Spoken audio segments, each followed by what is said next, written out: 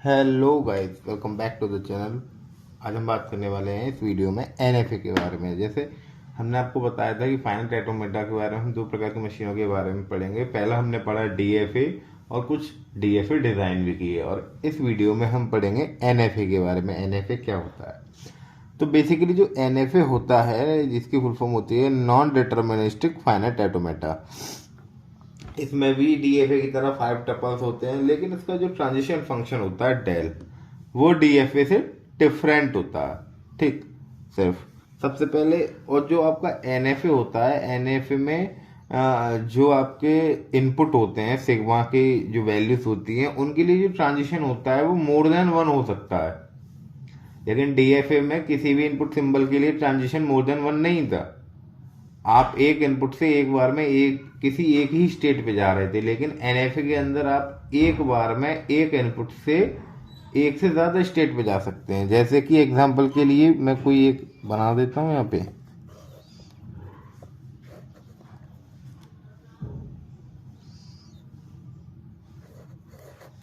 देखिए, अब जैसे ये है Q1 ए को रीड करने के बाद अपने आप पर भी, और वही Q1 ए को रीड करने के बाद Q2 पे भी जा रहा है, और Q2 को तो ए डिफाइन ही नहीं है।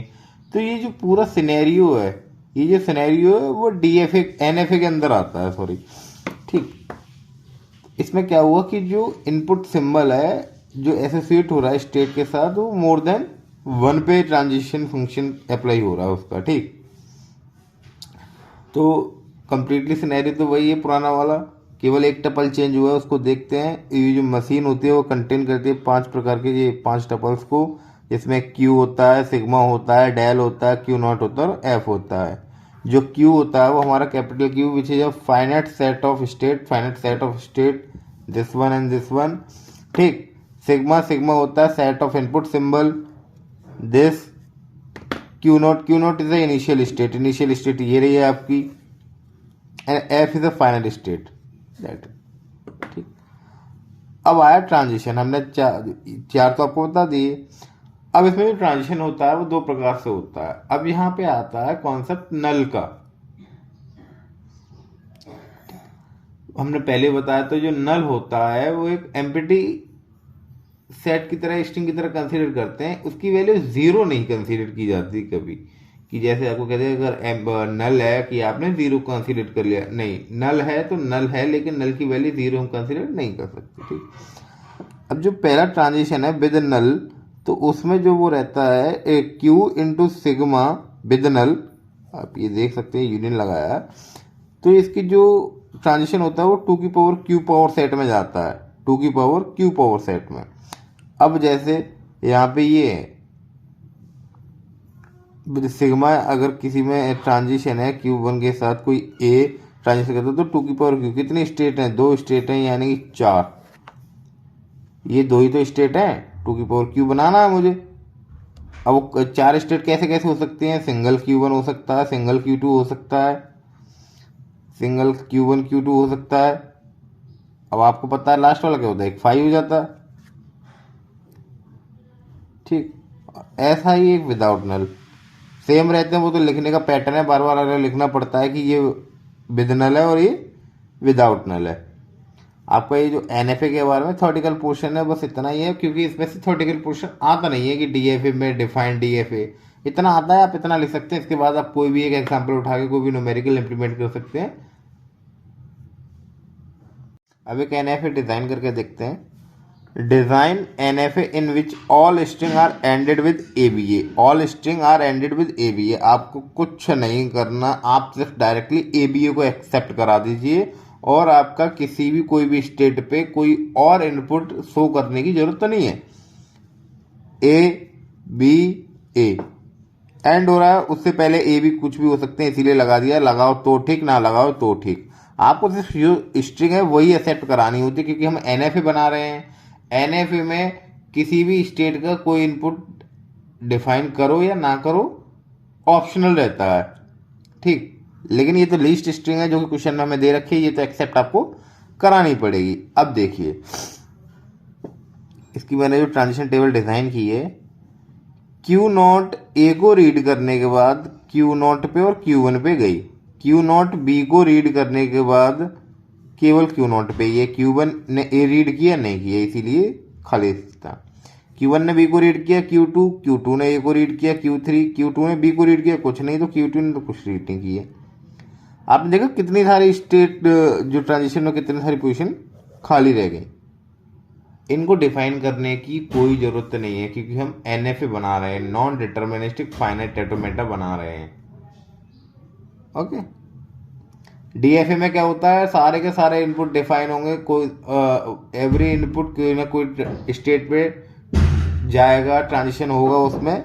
इसमें ऐसा कुछ नहीं होता। एक और NFA देखते हैं आगे। Design NFA all string contain ABA as a substring. ABA as a सब स्ट्रिंग, कोई भी चीज सब स्ट्रिंग कैसे हो सकती है कि वो इन दोनों पोर्शन के बीच में लाई कर रही हो। इससे पहले भी कुछ हो सकता है, इसके बाद भी कुछ हो सकता है, लेकिन मिड में उसके क्या होगा, ABA होगा। जब भी तो सब स्ट्रिंग हो सकती है, और सिंगल भी सब स्ट्रिंग हो सकती है। ठीक, तो हमने इसको एक्सेप्ट करा दिया। अब जैसे एक और चीज़ आपको बताऊं, मैं ये आगे जो लूप लगा देता हूँ एक A कॉमा B लास्ट में, इसका एक मतलब ये भी होता है, और इसका मतलब ये इसकी वैल्यू कभी नल भी हो सकती है। जब ये सेट जनरेट होता है कुछ इस प्रकार जनरेट होता है, ए बी कुछ भी हो सकता है, जो यूज़र चाहे या जो भी रिक्वायरमेंट हो क्वेश्चन के अकॉर्डिंग, वो कुछ भी, लेकिन इसकी एक वैल्यू नल भी कंसीडर की जाती है। और एटोमेटा में नल इंटू ABA और इधर भी नल आ जाए तो वो ABA के ही बराबर होगा। ठीक, क्योंकि सब स्ट्रिंग है भैया, ABA कोई भी स्ट्रिंग अपने आप की सब स्ट्रिंग भी होती है ना, कोई भी स्ट्रिंग अपने आप में एक सब स्ट्रिंग भी होती है। ठीक, और देखते हैं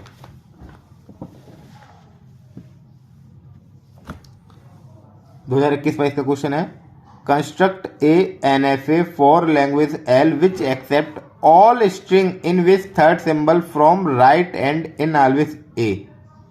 अब ये ध्यान रखना, थर्ड सिंबल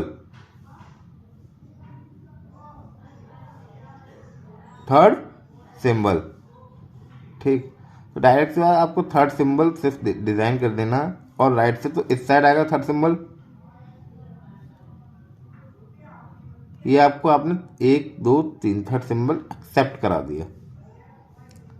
ठीक, ये भी NFA है। इनपुट सिंबल तो आपके, अगर जैसे कोई इनपुट सिंबल A दे रखा है तो हम इसे कंसिडरली A भी लेते हैं, अल्फाबेटिकल सिग्मा की वैल्यू, और ये इसकी तरह ठीक लेफ्ट वाले के लिए।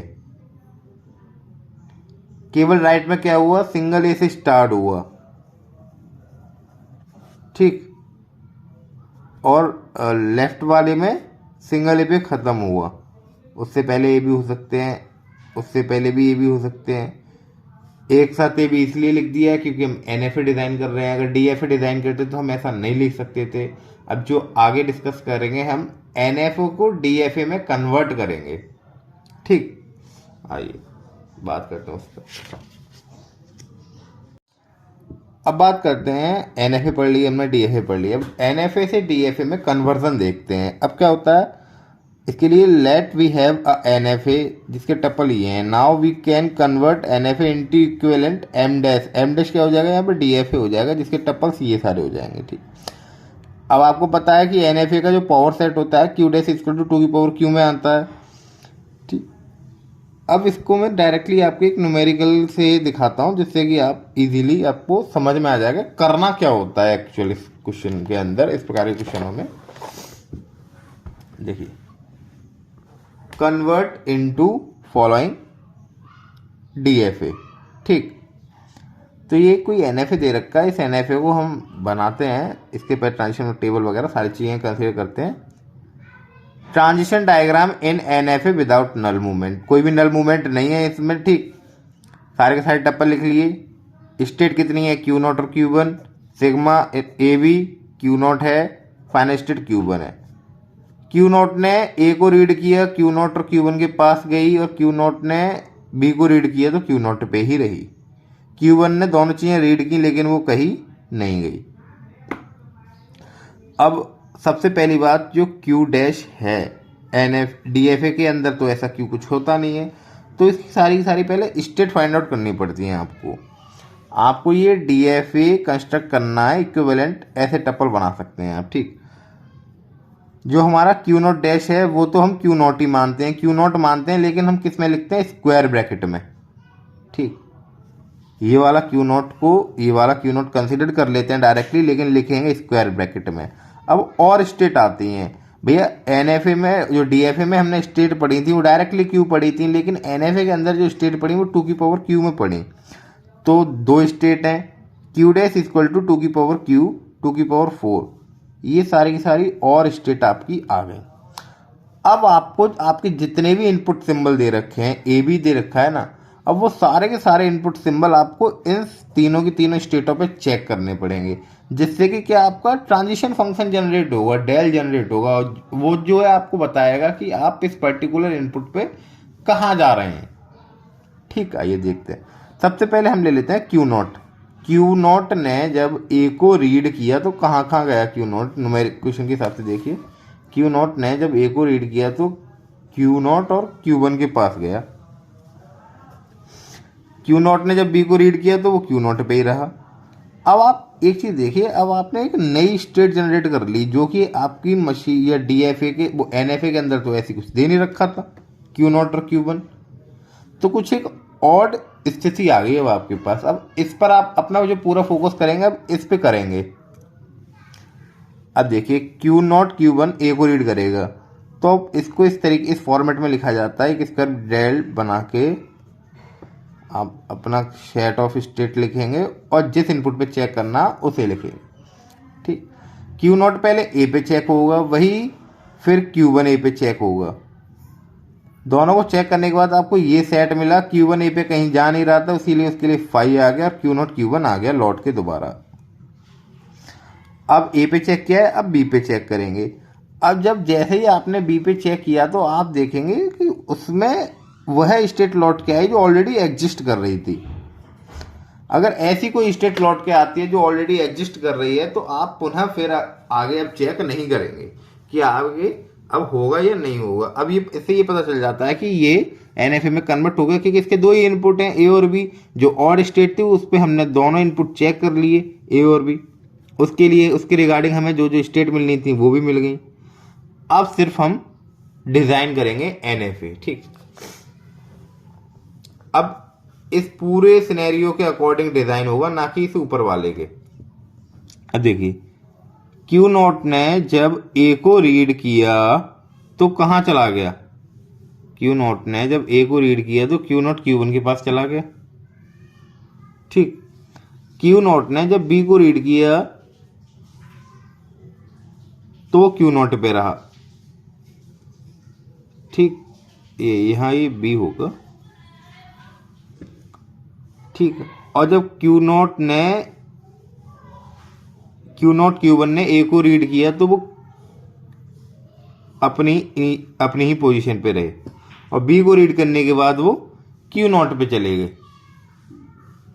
अब ये क्या है, पूरा का पूरा एक डीएफए है। अब देखिए, क्यू नॉट का बी भी डिफाइन है, ए भी डिफाइन है, क्यू नॉट क्यू वन का ए भी डिफाइन है, बी डिफाइन है। इसके जो रिगार्डिंग आपने एनएफए बनाया था वो कुछ इस प्रकार बनाया था, ए कॉमा बी ए, और ये इसके रिगार्डिंग डीएफए है। ठीक, जो ब्लू पेन से वो डीएफए है, जो रेड पेन से वो एनएफए है। एक और क्वेश्चन डिस्कस कर लेते हैं।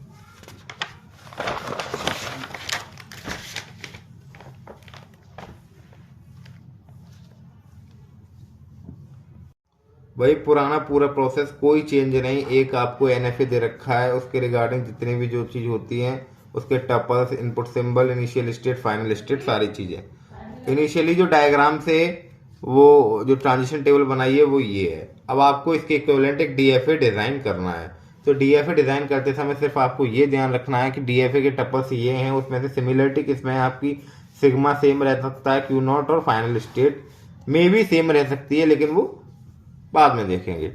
तो जैसे ही आपने Q1 डैश Q डैश निकाला तो वो 2 की पावर Q, और इस वाले क्वेश्चन में 3 स्टेट है, 2 की पावर 3 यानी कि 8।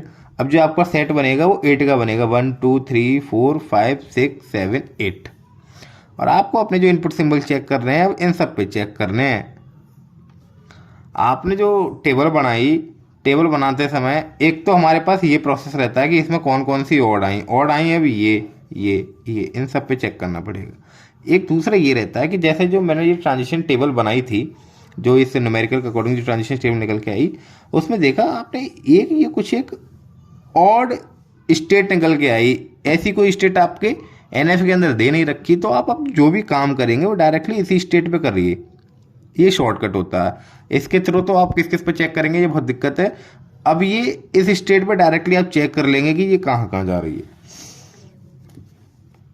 Q0 पे काम कर लिया, Q1 पे कर लिया, Q2 पे कर लिया। अब जैसे Q0 Q1 आया, ए पे इनपुट तो वही है, Q0 Q1, बी पे Q0 Q2, एक नई स्टेट आ गई Q0 Q2। Q0 Q1 ने जब बी को रीड किया तो Q0 Q2 पे चली गई। अब Q0 Q2 ए को रीड करेंगे तो लौट के वो Q0 Q1 पे आ गए। अब ए को रीड करेंगे क्योंकि हम डीएफ डिजाइन कर रहे हैं, सारे के सारे इनपुट डिफाइन होने चाहिए। अब बी को भी रीड कराएंगे, अब बी को भी रीड करा ले और Q0 पे आ गए, वापस लौट गए।